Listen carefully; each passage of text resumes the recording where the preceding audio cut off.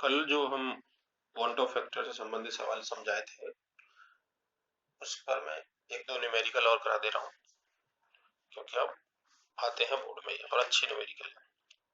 देखो, मैंने एक सवाल लिख रखा है, 1 किलोग्राम जल में कितना KCl मिलाया जाए कि जल का हिमांक 2 केल्विन कम हो जाए, और जो KF है वो 1.86 है। अब सबसे खास बात ये है कि ये जो KCl है, सबको पता है जैसे जल में डाला जाएगा तो ये आयन में टूटेगा, और मैं यही बात कह रहा हूँ कि कोई भी चीज जो आयनों में टूट जाए या संयोजित हो जाए वहां वॉन्ट ऑफ फैक्टर अप्लाई होती है। तो सबसे पहले हम इसके लिए निकालेंगे वॉन्ट ऑफ फैक्टर। अब सबको पता है यहाँ वियोजन होगा, क्योंकि जैसे ही जल में डाला जाएगा तो वियोजन होगा, और वियोजन के लिए मैंने फॉर्मूला बता रखा I equal to 1 minus alpha plus N alpha. N की वैल्यू कितनी हुई? एन की वैल्यू हुई 2। क्यों हुई? क्योंकि KCl 2 आयन देगा, K प्लस और Cl माइनस। एन होती है आयनों की संख्या।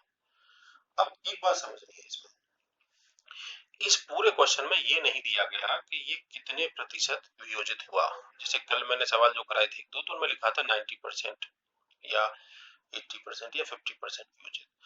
जब कुछ भी नहीं दिया गया हो तो इसका मतलब है ये 100% आयनों में वियोजित हुआ है। समझ गए? बात को यहीं पकड़ो। अगर ये क्वेश्चन में कह दे कि 50% वियोजित हुआ तो अल्फा की वैल्यू 0.5, 90% हुआ तो अल्फा की वैल्यू 0.9, 70 हुआ तो 0.7 अल्फा की वैल्यू, अगर ये कह रहा है कि सवाल में कुछ भी नहीं दिया इसने ऐसे कितना प्रतिशत वियोजित हुआ, तो इसका साफ मीनिंग है कि ये कहना चाह रहा है कि ये 100% वियोजित हुआ, क्योंकि जो स्ट्रॉन्ग इलेक्ट्रोलाइट होते हैं वो 100% आयनों में टूटते हैं, और KCl उन्हीं में से एक है, सॉल्ट है, तो इसलिए 100% आयनों में टूटेगा, तो इसलिए अल्फा की वैल्यू यहाँ 1 रखी जाएगी। तो अब इसमें रख दो 1 माइनस 1 प्लस 2 इंटू 1, तो जब इसे कैलकुलेट करोगे तो 2 आ जाएगा। ठीक है, तो आई की वैल्यू आ गई 2। अब हमारे पास जो फॉर्मूला है वो है delta TF equal to I KF into M. ये क्या है जी? डेल्टा TF होता है KF इंटू एम, एम का मतलब होता है मोललता, आई का है वॉन्ट ऑफ फैक्टर। अगर आई की मल्टीप्लाई क्यों की गई? क्योंकि वॉन्ट ऑफ फैक्टर इसमें है, इसलिए हमने रख दिया। अब डेल्टा TF बराबर, अब हम क्या करते हैं, अब डेल्टा TF इसने दिया है हमें कितना, प्रायोगिक हमने दिया है, कह रहा है कि जब प्रयोग करते हैं हम 1 किलोग्राम जल में इतना कितना KCl मिलाया जाए घटकर वो 2 केल्विन हो जाए। तो इसका मतलब है कि डेल्टा TF की जगह तुम रखोगे 2, आई की जगह रखोगे 2, 2 आया है, KF दे रखा है 1.86 सवाल में, ये दे रखा शुरू में। अब मोललता क्या होती है? और मोललता सबको पता है, विलेखी ग्राम में मात्रा। विलेखी ग्राम में मात्रा ही पूछ रहा है, वो कितना जल में KCl मिलाया जाए, तो विलेखी ग्राम में मात्रा को मान लेते हैं हम W। तो ग्राम में मात्रा बटे अणुभार, और अणुभार KCl का होता है 74.5। ये विलेय का अणुभार मतलब KCl का अणुभार है। तो मोललता होती है ग्राम में मात्रा बटे अणुभार गुणा विलायक का भार kg में, और kg में ही है 1 kg। अगर ग्राम में होता तो ऊपर 1000 से गुणा कर लेते, तो यहाँ 1 से रखो बस W निकाल लो। तो 2 से 2 कट जाना है, यानी 74.5 अपॉन 1.86 इक्वल टू W आएगा। और जब इसे कैलकुलेट करोगे W को तो ये आएगा 40.05, ठीक है, ग्राम।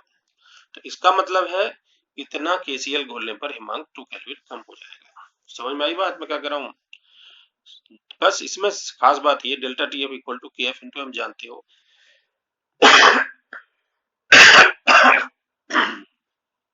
खास बात है इसमें आई की मल्टीप्लाई, और आई कब होगी? जब कोई भी सॉल्ट जल में घुल जाए और KCl घुलेगा। ठीक है, एक सवाल हुआ ये। दूसरा सवाल एक और मैं बोले दे रहा हूं, मैं उसको हल कर दूंगा। चलो मैं लिख दे रहा हूं।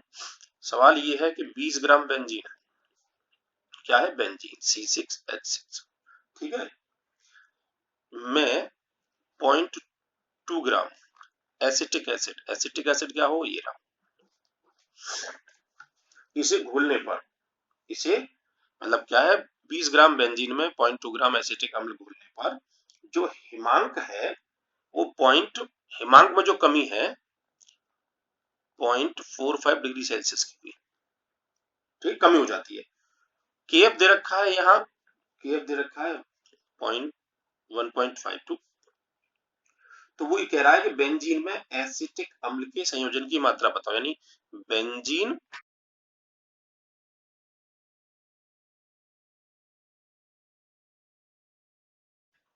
एसिटिक अम्ल के वियोजन की मात्रा बताओ। अब क्या कर समझ रहे हो, सवाल मैं रिपीट कर रहा हूं, ध्यान से सुन लो, लिख लेना सवाल को। क्वेश्चन नंबर 2 है ये, 20 ग्राम बेंजीन में 0.2 ग्राम एसिटिक अम्ल घोलने पर हिमांक में 0.45 डिग्री सेल्सियस की कमी हुई। यदि बेंजीन के लिए केएफ का वैल्यू 5.12, तो बेंजीन में एसिटिक अम्ल के संयोजन की मात्रा बताओ।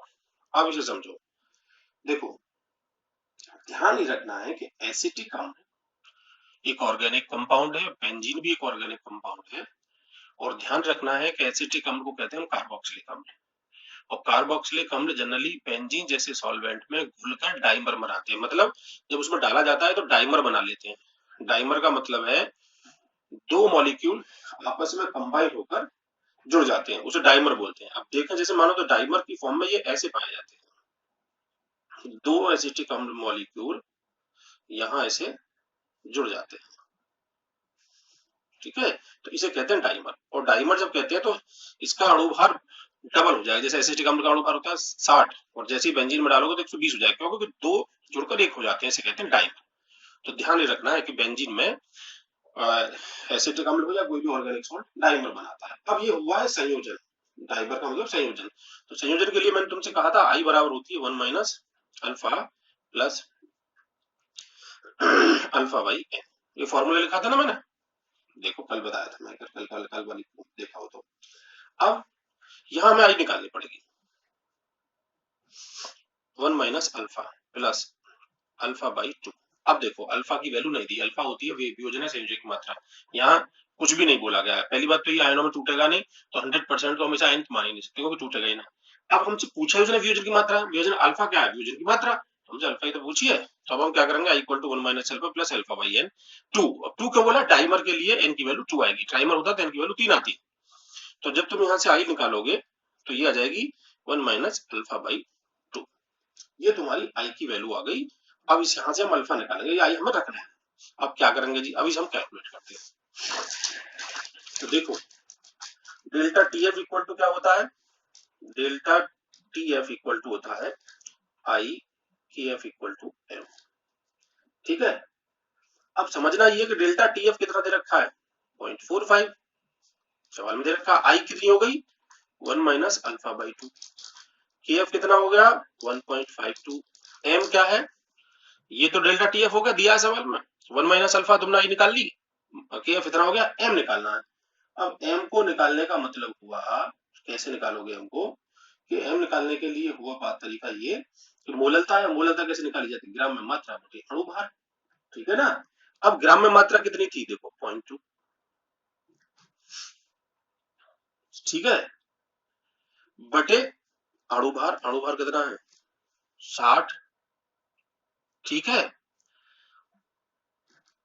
इंटू, इंटू क्या, विलायक की मात्रा, विलायक कितना था 20 ग्राम, लेकिन ध्यान रखो 20 ग्राम है तो ऊपर 1000 से गुणा करो, ठीक है।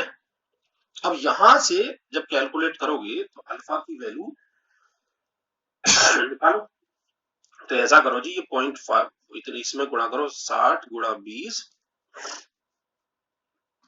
बटे ये आएगा, पॉइंट से पॉइंट घटा दो तो 200 आ जाएगा डायरेक्ट, 200 बराबर 1 माइनस अल्फा बाई 2, ये भी कट जानी है, 1 2 ये कट जानी है, 2 से 2 कट जानी है, इस पॉइंट से ये पॉइंट कट जाना है, तो 6 गुणा 45 जो आएगा 6 गुणा 45 बटे 512 1 माइनस अल्फा बाई 2, और जब तुम इसे कैलकुलेट करोगे तो 1 माइनस अल्फा बाई 2 आएगा, जो कैलकुलेशन हो जाएगा 1 माइनस अल्फा बाई 2 आएगा 0.526, ठीक है। अब यहां से क्या करोगे, यहां से करो 1 minus 0.526 equal to alpha by 2। तो जब इसे हल करोगे तो देखो ये यहाँ 4 आ जाएगा, यहाँ 7 आ जाएगा, यहाँ 4 आ जाएगा और ये इतना आ जाएगा। इसमें 2 से गुणा कर लो तो ये अल्फा आ जाएगी। तो अल्फा इक्वल टू आएगा 8, 4 और 9 इतना आएगा। और अगर इसे परसेंटेज में निकालना है तो परसेंटेज में संयोजन आ जाएगा 94.8%। समझे? तो इसमें सवाल में खास बात क्या थी, यहाँ आई, और आई क्या है 1 माइनस अल्फा, और यहाँ से तुम निकाल दोगे फटाफट। ठीक है जी। तो ये तरीका है जिसे हम वांट ऑफ फैक्टर वाले जो न्यूमेरिकल है वो ऐसे